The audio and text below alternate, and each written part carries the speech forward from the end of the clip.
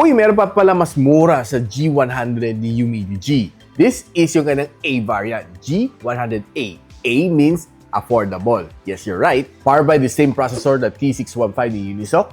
Medyo mas mababa lang ng RAM at 4+4, pero maintain pa rin na 6,000 mAh ang kanyang battery with a 20 watts of fast charging support. Though one thing na na-downgrade dito sa kanya is yung kanyang camera. More details after this quick intro.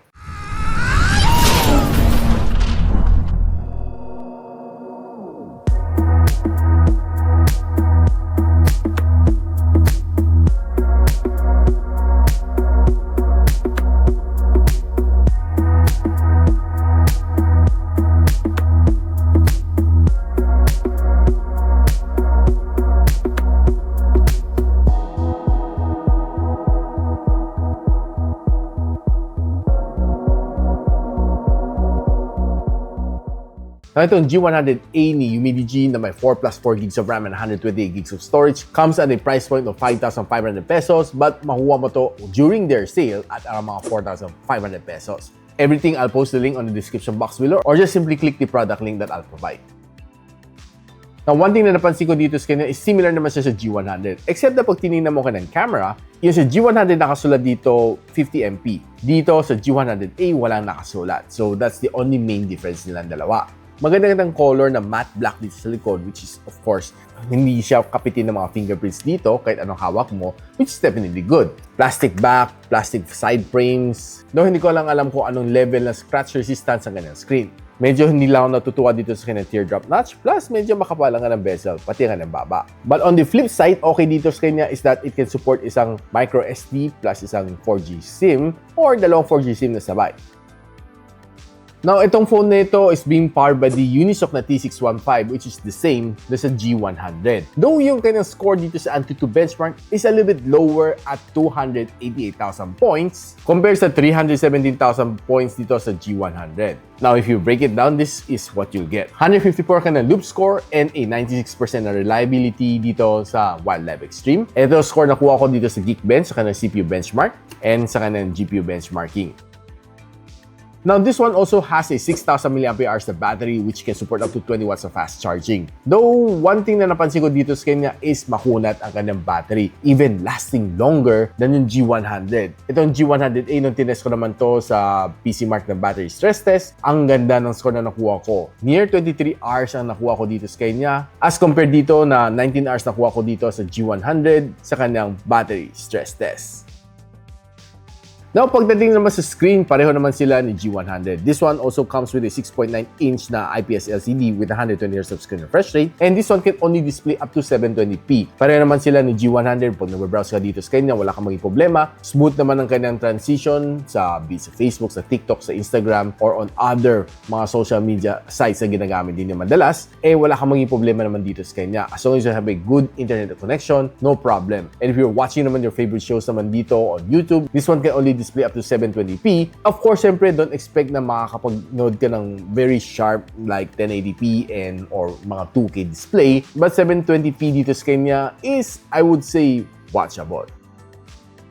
Now, pagdating naman sa kanyang loudspeaker, this one only has one loud function speaker dito sa ilalim, which is medyo mahina, hindi ganun kalakasan. Babawi ka na lang dito sa kanyang headphone jack, which in return, you can use your favorite headphones. Now, pag-usapan natin gaming, I played one game dito, Call of Duty Mobile. And honestly, the game was just very so-so. Wouldn't say na it's almost at par with G100. Si G100, at least sabi ko, it's playable. Ito medyo parang mas sluggish pa siya konti compared sa G100. Probably it's because yung RAM niya is lower as compared sa G100. It might have affected yung kanyang gameplay dito. The gameplay was a little bit sluggish and there are times medyo parang lost ako, no? Kasi naghahang siya, naglalag siya, yun ang napapansin ko dito sa kanya. And probably one thing na okay naman sa kanya is yung kanyang touch response. Very responsive naman siya. Pero yung kanyang sounds is definitely not that really good. Medyo weak siya if you're using it for gaming. Nagtry naman maglaro ng 30 minutes dito and I gave up. Pinakamainit na inabot ko after 30 minutes of gameplay is 41 degrees Celsius.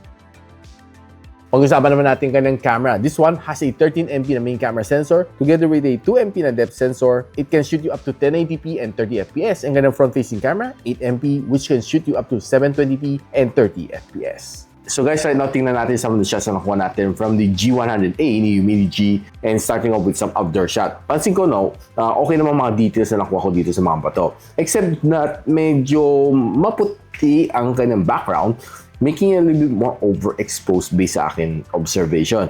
Now, if you look at itong flower shot na ito, the gumamela looks quite pale as compared to G100. The G100, mapapansin mo medyo mapula if you watch my other review, but this one looks quite pale. And if you're trying to take mga rosebud shot, same sila ni G100, hirap sila mag-focus on smaller object. And pag tinignan naman ng shot na ito, medyo mas pale nga talaga attack ni G100a kasi sa G100 medyo mas matingkad and medyo mas color accurate itong flower na ito. Now, take a look at this flower. I would say that this one looks a little bit better compared dun sa mga ibang shots na nakuha natin. And the green looks quite okay. Medyo saturated nga lang. Pero dito sa flower na ito, I would say na medyo soft na siya if you zoom it in and yung kanyang color is a little bit overexposed. Pagdating dito sa yellow flower nito, looks okay ang kanyang color except that medyo soft na rin ang kanyang photo once you zoom it in. Now, if you're trying to take tong subject na ito, looks okay except that it's a little bit overexposed to the left side. Pansin ko siguro maybe yung kanyang sunlight is causing this one, but nevertheless, the subject is just okay. Now, pagdating naman dito sa mga product shot na ito, looks okay except that pag zoom in mo siya, medyo hindi na masyado malinaw ang mga words na napansin ko. Now, taking product shot dito looks quite good and okay ang kanyang pagka-background blur. Ito, not so bad din ang kanyang photo except that hindi lang siya ganun ka-color accurate as compared sa G100. Itong shot na ito is quite good except that medyo mas soft lang siya once you zoom it in. And itong shot na ito looks quite good even though na low light. I would say na medyo mas na-impress pa ako sa shot na ito compared sa others. Now, trying its different zooming capabilities, this is a one-time zoom, 2 times, 3 times. Pag zoom mo siya, makita mo medyo hindi na ganun kalinaw ka ng details as compared sa kanyang G100 na counterpart. Now, if you're trying to take this photo, medyo mas talo siya dahil sa kanyang details. Once you zoom it in, mas soft na siya. Pero this one is looking quite okay, lalo na kanyang logo sa kanyang cup. And if you look at this logo, I would say na not so bad, except that yung kanyang color is not accurate. This should be a little bit more bluish as compared dito sa medyo mas purplish. Now, if you're using kind of front-facing camera, not really that good. I would say na at least it can give you a photo, except that once you zoom it in, trying to check for some details, wala ka talaga makikita ang details kaya kahit sa indoor, mas malala pa sa indoor. Once you zoom it in, talagang yun ang quality na makuha mo dito sa G100a because of its budget price point. Now, if you're using a front-facing camera to vlog, ang hirap tingnan, no? Medyo shaky siya and the quality is not really that pleasant. So, ang kanyang rear camera is just quite shaky din as well. I would prefer na gamitin mo to for a steady video shoot compared sa walking kasi mahihilo ka talaga. Now guys, ano masasabi ko dito sa device na ito? Comparing sa G100 na meron natin dito, this is definitely kind of more affordable na variant. One thing na magusto mo naman dito sa kanya is makunat ang kanyang battery. That's for sure. And the rest is just okay. Multitasking, wala kang maging problema dito. And this probably might be a perfect phone para sa mga elderly na ang gamit namang nila is social media, taking a photo, and making some phone calls, and of course, messenger. Kaya guys, are you willing to make this phone your daily driver? Let me know in the comments. Kung gusto nyo malaman kung saan nyo pwede mabili itong device na ito, I'll link everything on the description box below. And if you like this video, don't forget to share it to your friends. And a quick sub sa akin channel is definitely awesome. I'll see you in my next video. And so, ako para si Richmond, and you're watching Gadget Sidekick. What's up? Like and subscribe to my channel. Don't forget to hit that notification bell. For one of my latest uploads, click the dito.